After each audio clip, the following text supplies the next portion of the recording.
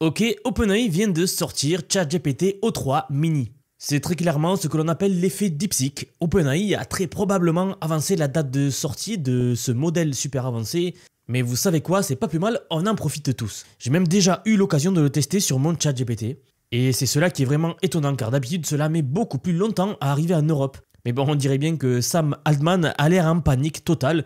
Et OpenAI n'avait pas l'air de savoir trop comment répondre avec ce qu'il s'est passé avec la Chine et les États-Unis. Donc maintenant voilà leur réponse. Alors laissez-moi vous montrer de quoi il s'agit exactement parce que c'est assez incroyable. En gros, ils nous sortent ChatGPT 3 Mini aujourd'hui pour tout le monde, y compris pour les utilisateurs gratuits. Et ça vient en 3 versions, donc ça vient en Low, Medium et High, selon le niveau de réflexion et de calcul que vous avez besoin pour votre tâche. Alors vous l'aurez compris, plus la tâche est dure et plus il va vous falloir sélectionner un modèle plus important. Ils nous disent qu'il est déjà disponible à la fois dans ChatGPT et dans l'API aujourd'hui, donc prêt pour la production dès le départ. Franchement, on n'était pas du tout habitué à voir ça de OpenAI, mais ils ont complètement craqué. Vous savez que d'habitude, ils restaient assez fermés, ils donnaient les fonctionnalités petit à petit. C'est pour ça que je vous parlais de l'Europe tout à l'heure, c'est que nous étions les derniers à avoir les fonctionnalités de ChatGPT complètes. Mais bon, là, il fallait vraiment faire quelque chose face à ce qu'il s'est passé avec DeepSeek. Donc, j'ai envie de vous dire, en même temps, rien d'étonnant. C'est un peu la panique côté OpenAI. Donc là, ils ne cherchent plus à comprendre, ils ne cherchent plus à réguler, ils y vont, ils envoient à tout le monde. Et d'ailleurs, j'ai eu accès à ChatGPT O3 Mini. Alors, on va faire quelques tests dans un instant tout à l'heure. Mais tout d'abord, laissez-moi vous en dire un peu plus sur ce modèle qui est assez étonnant, vous allez voir. La famille O1 ou alors DeepSeek, etc. sont très bons pour la réflexion, c'est-à-dire pour effectuer des tâches STEM.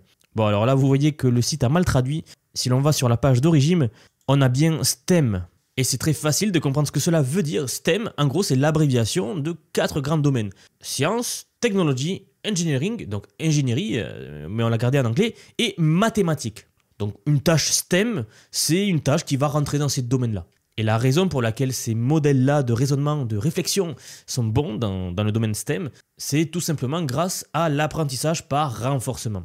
Vous le savez, on en parle souvent sur cette chaîne puisque c'est ce qui a permis pas mal de breakthroughs, de percées spectaculaires dans l'IA. Donc je vous laisserai les liens en description si jamais ça vous intéresse de creuser plus en détail cet aspect-là de l'IA. Mais en gros, c'est quand vous pouvez avoir une fonction de récompense très bien définie pour ces modèles. En gros, c'est une méthode pour entraîner les IA, c'est-à-dire qu'on va les récompenser quand ils ont des bonnes réponses et on va les punir quand ils ont des mauvaises réponses. C'est un peu comme entraîner un animal, c'est la même chose, ou même entraîner un humain. Nous, les humains, nous nous entraînons comme ça. Je ne sais pas si vous le saviez, mais tout notre système dopaminergique, donc notre système qui nous pousse à l'action, qui nous pousse à faire des choses, c'est en fait que ce... C'est-à-dire que lorsque l'on va faire quelque chose qui nous procure de la dopamine, c'est un peu notre récompense à nous et ça va nous conditionner à agir de la même sorte. Et à l'inverse, par exemple, je ne sais pas, si vous passez la main sous de l'eau bouillante, vous allez retirer la main très rapidement, c'est pareil, c'est un peu notre punition et donc ça va nous pousser à ne pas reproduire cela. Bref, les IA, on les entraîne de la même manière et c'est depuis que l'on fait cet entraînement-là que nous avons réussi à démultiplier les résultats des IA, c'est-à-dire qu'elles sont devenues très fortes grâce à cela. Et donc, pour ces modèles de réflexion-là qui ont été entraînés comme ça, par exemple, si vous lui donnez une requête très ouverte, comme par exemple « écris-moi un poème », eh bien, il n'y a pas de réponse prédéfinie ou définitive, vous savez, c'est là où la créativité rentre en compte. Mais si vous lui demandez plutôt « combien font 2 plus 2 », eh bien, il n'y a qu'une seule réponse. Et c'est là où ces IA vont performer à leur maximum, c'est les réponses fermées, ou en tout cas les réponses de logique. Et il faut dire qu'elles sont très fortes. Je trouve aussi cool qu'ils nous proposent 3 niveaux de réflexion pour ce modèle. Donc le low, le medium et le high. Petit, moyen, élevé. C'est 3 niveaux de puissance du modèle. En fait, vous n'êtes pas obligé de le faire réfléchir longtemps. Ce qui signifie que vous pouvez économiser de l'argent et le rendre plus efficace, réduire sa latence, etc. Et là, je parle pour ceux qui développent des logiciels avec cette API-là, ce modèle-là, puisque vous, si vous avez un ChatGPT normal, ça ne va pas vous coûter plus ou moins cher. Quoi qu'il en soit, ce modèle est déployé aujourd'hui. Les utilisateurs ChatGPT+, Team et Pro peuvent même y accéder, comme je vous le disais, dès maintenant. Si vous avez un abonnement ou pas, forcément, puisqu'ils l'ont donné pour tout le monde, même ceux qui ont le plan gratuit. Si vous allez dans ChatGPT et que vous allez à haut, vous le voyez ici, donc O3 Mini, et il y a même O3 Mini High. Donc, c'est disponible dès maintenant. Bon, et vous voyez qu'ils mettent aussi le taquet, ils ont complètement craqué, vraiment, regardez, ils sont en train de changer les limites, donc jusqu'à aujourd'hui vous aviez un certain nombre de messages limites que vous pouviez envoyer à OM, c'était 50 messages par jour, et bien maintenant vous pouvez lui envoyer jusqu'à 150 messages par jour, même avec O3 Mini. O3 Mini marche également maintenant avec la recherche, c'est-à-dire qu'il va pouvoir aller sur internet pour faire des recherches s'il n'en a pas une réponse à jour. C'est-à-dire qu'ils nous sortent tout, on n'était vraiment pas habitué à que OpenAI fasse ça. Mais bon, là c'est la crise, c'est une situation d'urgence, j'ai envie de dire. Alors juste une petite remarque, O3 Mini ne prend pas encore la capacité de vision, qui est donc une des fonctionnalités les plus puissantes de OpenAI. Donc les développeurs vont devoir continuer à utiliser O1 s'ils veulent utiliser un système de réflexion avec de la vision, mais ça ne saurait tarder, j'imagine. Juste une petite remarque, regardez. Ils nous disent qu'OpenAI O1 reste donc leur modèle le plus large de raisonnement de connaissances et que OpenAI O3 Mini fournit une alternative spécialisée pour les domaines techniques, nécessitant précision et rapidité. Alors, moi je pense que c'est un petit message pour nous dire, attention, là, il n'est pas fini le modèle, on l'a sorti parce qu'on n'avait pas le choix. DeepSeek nous a mis vraiment dans la galère, donc allez, on vous donne tout, mais sachez qu'il n'est pas encore fini, il est encore en phase d'expérimentation. Et honnêtement, je pense que c'est ça que ça veut dire, cette phrase-là. N'empêche que ça vaut le coup d'essayer ce modèle quand même là. Et d'ailleurs, juste avant de l'essayer, regardons quelques benchmarks, car c'est assez parlant. Je vous l'ai déjà dit, O3 a été optimisé pour le STEM, donc forcément il répondra mieux à des questions mathématiques. Si on prend l'exemple de ce benchmark-là, l'EME 2024, je parle souvent de ce benchmark sur la chaîne, mais c'est normal, c'est un peu le test de référence des IA en ce moment. Donc c'est un test que l'on fait passer à des IA, un test mathématique, avec des questions assez compliquées pour savoir si les IA sont assez bonnes ou pas dans ce domaine-là. Et comme vous pouvez le constater, eh bien oui, si vous regardez O3, alors les versions low et medium sont en dessous des versions, de la version complète de OM. Par contre, si on regarde la version high, mini high, elle est au-dessus donc de OM. Et je vous rappelle juste que cette version-là, le O3 Mini High, vous y avez accès sur ChatGPT, tout le monde y a accès d'ailleurs. Donc là, vous voyez qu'effectivement, en fonction du modèle que vous allez choisir, ça impacte pas mal la précision des réponses lorsque vous lui posez une question technique et très logique. Mais ce qui serait cool, enfin ce qui serait vraiment cool selon moi, c'est que le modèle puisse décider lui-même s'il doit utiliser le mode faible, le mode médium ou le mode élevé en fonction de la question que vous lui posez, ou en fait en fonction de s'il arrive ou pas à plus ou moins bien répondre. Il devrait y avoir un moyen de catégoriser les prompts en fonction de la complexité que le modèle anticipe. Je ne vois pas pourquoi ça serait très difficile à mettre en place, mais bon voilà, c'est comme ça pour l'instant. Voici maintenant des questions scientifiques niveau doctorat. PhD, ça veut dire doctorat. Donc là, on va poser des questions que l'on pose à des doctorants à l'IA. Et comme vous pouvez voir, la précision, donc, qui est ici en pourcentage, est assez élevée pour O3 Mini High. Ça se rapproche pas mal de O1 Preview, qui était leur modèle le plus fort à OpenAI. Mais ici, vous pouvez quand même voir que c'est assez impressionnant, puisque à 80% du temps, O3 Mini réussit les réponses que l'on pose à des doctorants en sciences, par exemple. Voici Frontier Math, encore un autre test. Mais par contre, c'est le test. C'est vraiment un test ultra compliqué en mathématiques. Et c'est aujourd'hui le test le plus compliqué que l'on utilise pour juger les IA. Vous savez, si vous preniez les IA il y a 1 ou 2 ans, on utilisait des tests qui étaient assez compliqués à l'époque déjà pour les IA et qu'elles n'arrivaient pas trop. Aujourd'hui, vous refaites passer ces anciens tests aux IA actuelles, elles les passent haut la main avec plus de 100%. Donc c'est par époque, en fait, il y a des tests qui arrivent, qui partent. Ici, aujourd'hui, ce jour, au moment où vous regardez cette vidéo, c'est ce test-là qui est le plus costaud pour les IA. Et donc c'est ici qu'on va vraiment juger la valeur d'une IA, ou en tout cas la précision pour la réponse sur des questions mathématiques d'une IA. Ici, ce sont des questions que l'on va poser à l'IA qui sont si complexes que les meilleurs mathématiciens du monde espèrent juste en résoudre quelques-unes correctement avec un peu de chance. Donc c'est pour vous dire à quel point ce test est compliqué. Passe 1, passe 4 et passe 8, c'est en gros le nombre d'essais qu'on lui a donné. On lui a permis de faire un test ici, on lui a permis de faire un essai ici, 4 essais ici et 8 essais ici. C'est-à-dire on lui permet de refaire 8 fois le calcul. Et si vous regardez O1, il est à 5,5%, O1 mini est à 5,8% et O3 mini, high bien sûr, est à 9,2%. C'est une sacrée différence. Et de même, si on lui permet de passer 8 fois le test, il passe à 20% de réussite pour ces questions-là. ce qui est assez énorme. Voici notre benchmark, cette fois-ci un benchmark de programmation, c'est-à-dire que ce sont des questions informatiques que l'on va poser là au modèle, donc Codeforce, et en fait c'est un classement par Elo, un peu comme ce que l'on fait aux échecs, et personnellement je trouve que c'est beaucoup mieux que faire des classements en pourcentage et en précision, mais bon bref ça c'est une autre question. Et comme vous pouvez le voir, la O3 Mini est encore une fois en train d'exceller, donc à 2132 Elo dans cette compétition de programmation. Voici encore un autre benchmark de programmation et comme vous pouvez le voir encore une fois O3 Mini était arrivé à 50% presque. Bon, ce qui est normal, ils vont pas nous sortir un modèle avec des benchmarks où il réussit pas, ça vous en doutez, mais c'est quand même intéressant de les voir quand même. Puis il continue avec d'autres benchmarks. Alors ce qui n'est pas listé ici, c'est le ChatGPT O3 tout court. Si vous avez bien remarqué, on parle de O3 Mini depuis tout à l'heure, car en fait il y a un O3 complet qui doit être surpuissant, mais j'avais vu qu'il coûtait très cher, c'était plus de 1000 $ par prompt, c'était un peu abusé, bien sûr.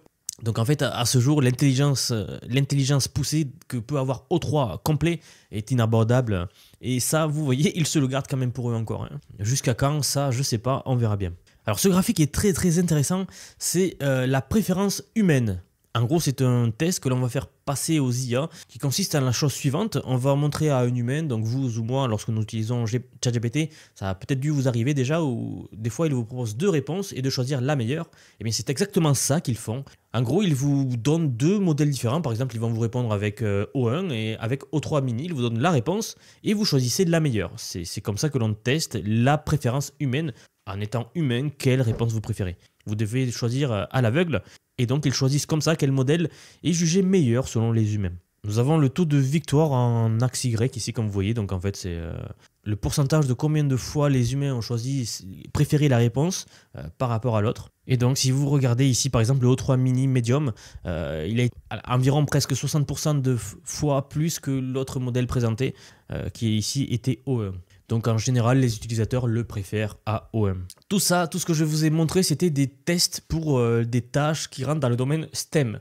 Donc comme nous l'avons vu, sciences, technologie, ingénierie et mathématiques. En gros, pour des tâches de raisonnement qui demandent beaucoup de logique. Maintenant, les utilisateurs vont faire passer des benchmarks non-STEM, donc des questions qui demandent plus de créativité, par exemple écrire des poèmes ou que sais-je, et on va pouvoir juger ça en direct. Mais bon, là, le modèle vient de sortir. Je pense que je vous ferai une vidéo si ça s'avère important.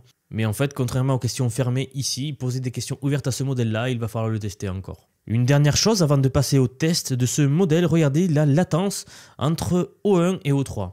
En gros, la famille de modèles O3 et tous les modèles mini d'ailleurs sont vraiment axés sur la vitesse. Sur ce graphique, vous voyez le temps moyen jusqu'à l'arrivée du premier token, donc on va dire de la première lettre, de la première réponse. Et le temps moyen jusqu'au premier token pour O3, regardez, c'est environ 7500 millisecondes contre 10 000 millisecondes pour O1. Ça vous paraît peut-être peu, mais on parle d'un token. Maintenant, vous multipliez par, je sais pas moi, 1 million de tokens en sortie. Vous voyez que ça s'additionne, après c'est la loi des grands nombres. Et une petite variation de la condition initiale qui est celle-ci sur un très grand nombre ou un très grand jeu de données, ben, ça prend un impact gigantesque en fait. Et forcément, en sortie, vous verrez une réponse ultra rapide. Mais ça, on va le voir tout à l'heure dans le test. Vous allez voir que O3 répond mais très rapidement, ce dont encore une fois nous n'étions pas du tout habitués avec ChatGPT. Dernière chose, ils ont dû être très agressifs sur les prix.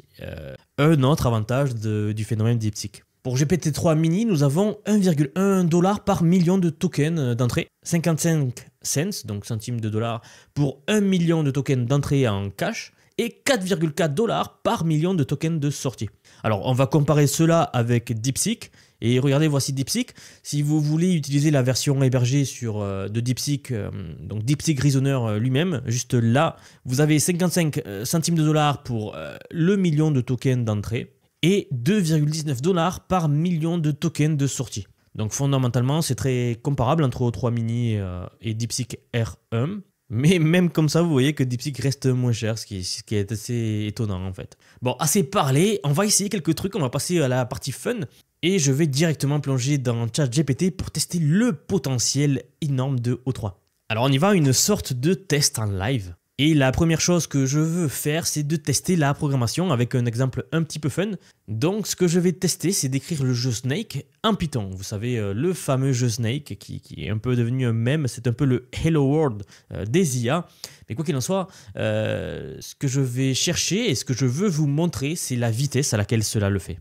Et surtout sans erreur, bien sûr. Donc je ne vais pas du tout toucher au code en sortie, je ne vais pas le couper, je vais juste le laisser le prendre et le laisser tourner en entier, voir qu'est-ce qu'il nous fait, d'accord? Alors c'est parti. Évidemment, j'utilise un prompt bien construit, comme je le montre dans la formation, pour aider le modèle à bien réussir. En gros, c'est une manière de construire un prompt pour que le modèle du premier coup nous donne une bonne réponse et qu'on n'ait pas à y revenir des millions de fois. Je fais la classique introduction, je lui donne plus de détails, je lui donne un output template, etc. Bon, on va pas rentrer dans la partie technique, peu importe ici. On va juste vous montrer cela. Je vais changer donc par ChatGPT O3 Mini Height. Autant utiliser le modèle le plus fort direct. Et c'est parti, je vais cliquer sur lancer. Alors regardez ce qu'il va faire. Ce qui est intéressant, c'est qu'ici on peut voir sa chaîne de raisonnement. On peut voir à quoi il est en train de réfléchir avant de nous donner la réponse. Donc vous voyez qu'il est en train de réfléchir à tout. Et regardez la vitesse à laquelle il répond. On n'était pas du tout habitué à ça avec ChatGPT. Ça mettait beaucoup plus longtemps. Et voilà, c'est fini. Ça a pris, j'ai pas compté, mais ça a peut-être pris 4 secondes ou 5 secondes.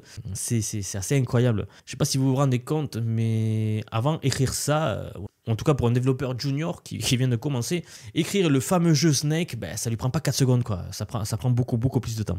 Bon, alors maintenant, testons-le rapidement. Je vais juste copier le code ici. Je vais ouvrir mon Sublime Text. Bon, et petite remarque, j'utilise pas d'interface ou de IDE complexe. Je vais simplement coller tout cela dans Sublime Text et bien sûr l'enregistrer en script Python. Donc enregistrer, hop, voilà. Oui, au passage, petite remarque, s'il y a des programmeurs ici, oui, je sais, je suis un peu de la vieille école. J'utilise Sublime Text, mais c'est tellement puissant en fait. Bon bref, peu importe, ici on s'en fout un peu de la programmation, ce que l'on regarde surtout c'est voir qu'est-ce que cela fait et voir comment en 2 clics on va créer le jeu Snake. Donc voilà, le code est copié maintenant dans un fichier Python, donc c'est un peu un fichier texte en fait, imaginez cela comme un fichier texte. J'ai copié la sortie de ChatGPT, je l'ai mis dans un fichier texte et maintenant c'est prêt, c'est fini, on a le jeu qui est prêt, je vais le lancer. Voilà, et pour le lancer, donc là, tout est prêt, il me suffit de cliquer sur Entrée pour lancer le modèle. Alors je croise les doigts, j'espère que ça va marcher du premier coup. Bon, même s'il n'y a pas de raison que ça ne marche pas, puisque d'autres modèles l'ont déjà fait, et O3 est censé être beaucoup meilleur, mais alors, écoutez, je vous propose de tester ça de suite, donc je clique sur Entrée, en tout cas j'appuie sur Entrée, c'est parti. Et voilà, ça m'a lancé le jeu Snake, et comme vous pouvez le voir, eh bien, ça marche. On a recréé le jeu Snake en quoi, 4 secondes? Ah, et vous voyez même qu'il vient de perdre lui-même, car j'ai demandé lors de mon prompt qu'il fasse une IA qui va jouer tout seul. Hein. Donc je le relance, c'est parti, et pour l'observer un peu plus longtemps quand même, puisque il faut voir ça. Et comme vous voyez, eh bien, le Snake est bien représenté en vert, on a la nourriture qu'il faut aller chercher, il ne cogne pas les murs, etc. Bon, assez impressionnant à voir. Et ce que l'on vient de faire là en 4 secondes, imaginez ce que vous pouvez faire. En fait, n'importe quel projet que vous ayez, même si vous ne connaissez pas trop la programmation, eh bien, sachez que vous pouvez faire ce que vous voulez. Si demain vous imaginez, si demain vous avez une idée, hop, j'aimerais faire un logiciel qui va me calculer la probabilité de succès de telle chose, je sais pas, j'ai dit n'importe quoi, eh bien vous pouvez le faire très facilement maintenant avec OpenAI. Donc oui, comme vous le voyez, O3 est particulièrement bon pour la programmation. Et donc là, la programmation va devenir encore plus facile, encore plus productive. C'est encore un grand pas vers le no-code. Si vous avez vu la vidéo que j'ai faite sur le no-code justement, où Mark Zuckerberg annonçait qu'ils allaient licencier énormément de personnes de Meta, des ingénieurs de niveau moyen, puisqu'ils n'en avaient plus besoin tout simplement, l'IA le fait à leur place, eh bien on tend de plus en plus vers cet aspect-là de la programmation informatique, avec des IA qui vont programmer automatiquement. Alors si vous êtes développeur, ne vous inquiétez pas trop. J'avais fait une vidéo sur les futurs métiers de l'avenir et il ne faut pas que vous voyez cela comme quelque chose qui va vous remplacer, mais plutôt comme quelque chose qui va augmenter énormément la demande d'un développeur et surtout un développeur qui s'y connaisse, puisque plus le temps va aller, moins de gens vont y connaître et les gens qui s'y connaîtront un petit peu seront très fortement demandés. Puisque n'oubliez pas quelque chose, c'est que plus le temps avance, plus nous avançons vers l'avenir et plus la société devient digitalisée. Il y a les robots qui arrivent, les voitures autonomes qui arrivent. J'oublie certainement énormément de choses, mais beaucoup de choses arrivent et vont être digitales, c'est-à-dire programmation, informatique. Et donc, le besoin en personnes qui s'y connaissent va augmenter. Il faut vraiment pas voir cela comme la fin des développeurs, car en fait, il y aura toujours besoin de développeurs en arrière-fond. C'est juste que la manière dont vous allez développer va changer. Vous serez plus là à écrire du code, vous serez plutôt là à écrire du raisonnement, ce qui est autre chose. Et là, c'est un peu les premières choses qu'ils vous apprennent lorsque vous apprenez la programmation, c'est de d'abord raisonner en algorithmique avant de savoir comment écrire des fonctions, etc. Bref, je m'éloigne carrément du sujet de la vidéo, mais je tenais à préciser ce petit point, car j'ai beaucoup de gens qui viennent me voir, qui m'envoient des messages et qui me disent qu'ils ont peur pour leur avenir, puisqu'ils sont en train de faire de la programmation ou d'autres domaines d'ailleurs. C'est pas que pour la programmation que les gens me disent ça, mais franchement, d'après ce que je vois, c'est juste une évolution des métiers. Les métiers tels que développeurs ne vont pas disparaître, ils vont évoluer vers autre chose. En même temps, je vois mal comment les développeurs pourraient disparaître vu le besoin immense que l'on en va en avoir dans le futur. Bref, là je radote beaucoup, la vidéo commence à être un petit peu longue, donc juste un dernier point, félicitations à OpenAI donc pour cette super sortie, même si bon, on sait clairement que c'est dû à la panique et au rush dû à DeepSeek et à la Chine, mais c'est assez intéressant, donc je pense que je vais le tester à fond et j'en ferai vraiment une vidéo spécialisée pour mes élèves, car oui, vous commencez à être vraiment très nombreux à suivre la formation, et alors bon, si vous regardez cette vidéo, d'abord merci et sachez que de nouveaux cours sur O3 arrivent très vite. On a tellement de bonnes choses en IA ces dernières semaines, c'est une période tellement excitante à vivre en ce moment. Honnêtement, je me demande quand est-ce que tout va se calmer ou si ça ne va faire que s'accélérer à nouveau, qui sait. Quoi qu'il en soit, comme d'habitude, si vous avez aimé cette vidéo et que ce n'est pas déjà fait, vous pouvez vous abonner pour soutenir la croissance de la chaîne et surtout ne ratez aucune vidéo de ce genre-là, des actus scientifiques, technologiques et intelligence artificielle, enfin tout ce qui passe, car en fait ça ne s'arrête jamais en ce moment. Je vous rappelle également que vous trouverez tous les liens de la formation en description de la vidéo. Juste un petit point, une remarque, pour cette formation, il n'y a pas du tout besoin de savoir coder, c'est une formation no-code. Car j'aimerais quand même montrer cette technologie au plus grand nombre, et donc qui dit cela dit qu'il n'y a pas besoin de programmation. Franchement, le but de cette formation, c'est de vous apprendre tous les outils d'IA pertinents, de vous permettre de rester à jour sur l'évolution de la technologie, savoir qu'est-ce qu'il se fait, comment ça marche, rester à jour sur votre ère en fait, et surtout comment utiliser des outils très facilement pour votre vie de tous les jours. Donc là, j'ai fait un petit peu de programmation. Bon, programmation, c'est vite dit, j'ai rien fait en fait en termes de programmation, mais ne vous inquiétez pas, c'est pas du tout comme ça la formation, c'est vraiment du no-code. Et après, bien sûr, si vous voulez approfondir en termes de formation, je suis en train de construire quelque chose qui pourra peut-être vous intéresser. Mais quoi qu'il en soit, merci encore et je vous dis à très bientôt pour la suite. Si cette analyse vous a intéressé et que vous voulez aller encore plus loin dans la compréhension des enjeux géopolitiques actuels, je vous invite à découvrir ma nouvelle chaîne Vision Actu. Vous y trouverez des analyses approfondies sur ce sujet et bien d'autres qui façonnent notre présent et notre futur. N'oubliez pas de vous abonner aux deux chaînes pour ne rien manquer. À très bientôt pour de nouvelles analyses.